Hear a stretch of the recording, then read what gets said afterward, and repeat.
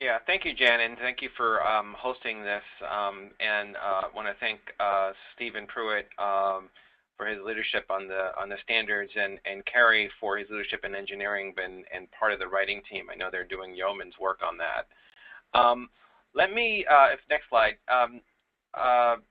Let me just go a little bit jeepers. These are really much smaller than I anticipated. But if you could read this. I just wanted to sort of give a deeper overview, a little bit of how we got here from where we started. We released in 2009 the opportunity equation, which was a report by the Institute for the Advanced Study and Carnegie Corporation of New York. And there were basically four things that we really wanted to do. One was to mobilize the nation for higher levels of mathematics and science for all Americans, and I think that comes out of the, the data, the dire data that Carrie mentioned around, certainly around engineering, but also just around where we were in terms of both our lack of opportunities for jobs and how our economy was changing, and the lack of high-level engineers and STEM-minded individuals that were coming out of our schools, higher education systems. So that was very foundational to our work, was the opportunity equation. And as part of that, there was sort of three prongs that we called for. One was the fewer, clearer, higher standards, along with aligned assessments. And that work, of course, I'm leading, and it's not just the science standards work, but also includes the Common Core state standards, in English language arts and in mathematics. The improved teaching and professional learning that is so desperately needing, and that is really a focus on human capital to make sure that we get from here to there. And that is being led by my colleague Talia Milgram-Elcott, and that is the 100K in 10 initiative that so many of you must be familiar with at this point. We were pleased to hear the president in his acceptance speech to the Democratic National Convention last night, mention the 100,000K teachers that he wants to hire. And the third piece is that new designs for schools and systems to deliver high-quality math and science learning.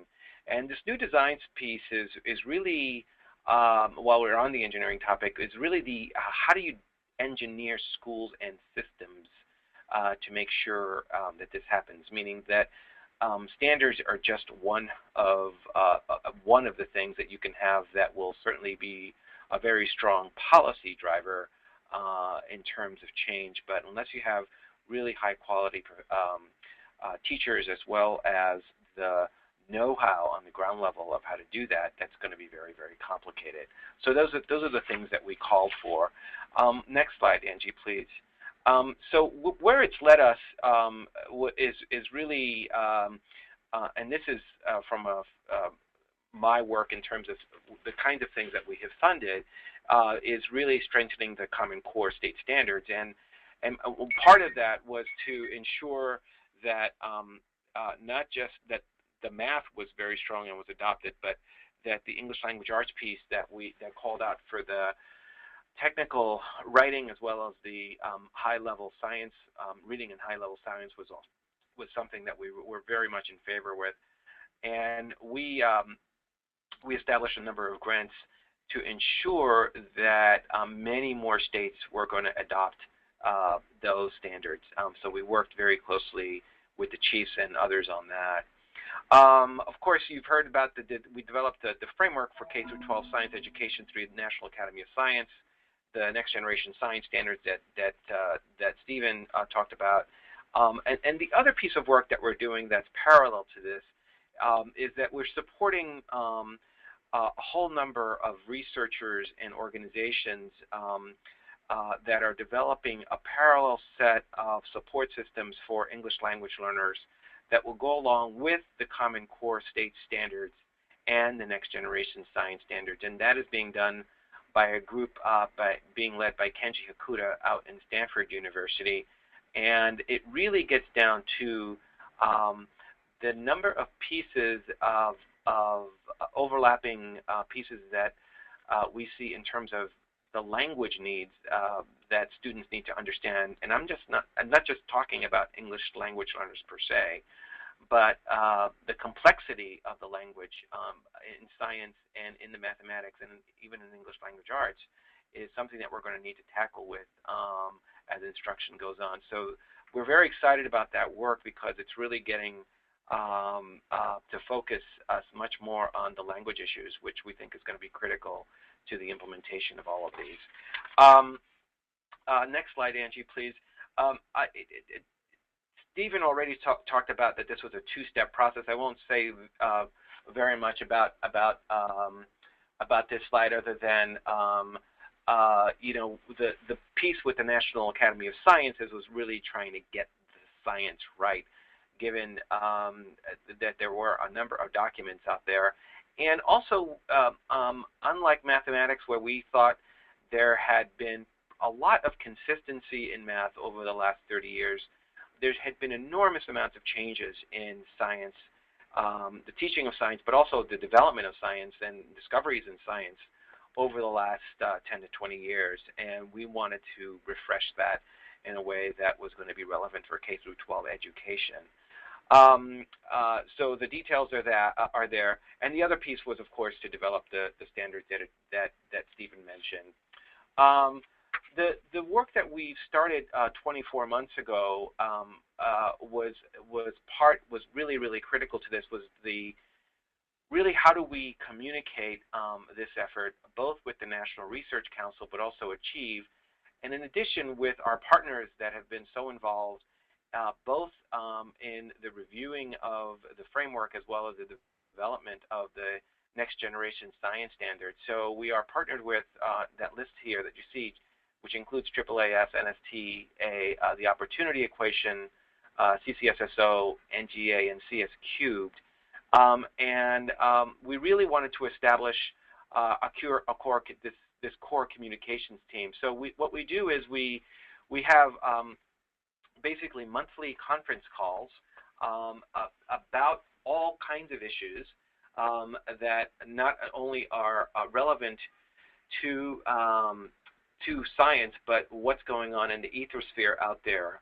As you know, it's rather complicated to discuss science, and one of the things that we were want to be very careful with is that we've had some experience with some backlash in terms of how science is perceived in some states, and we really wanted to make sure that our communication strategy was such that these partners and the partnership were messaging the right kinds of things.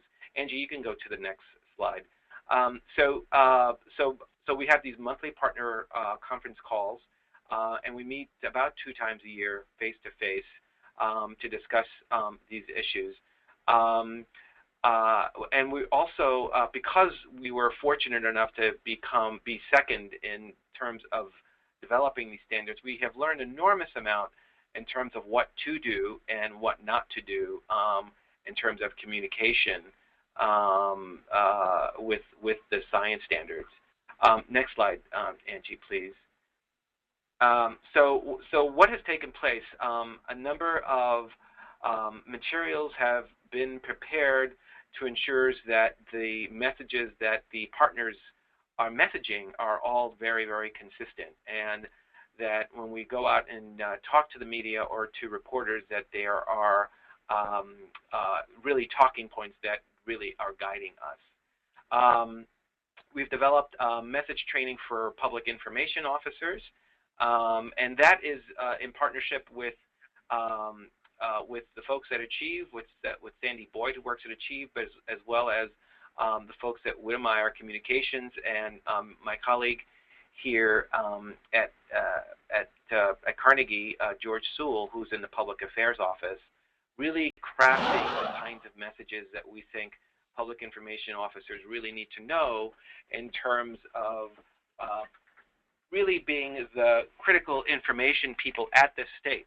It's because this is a state-led effort, and we want that we want to make sure that the states really embrace this, but that they can also speak to it very clearly and articulately in terms of why they are doing this, and have not only public information officers, but teams of people within the states that can speak to these issues.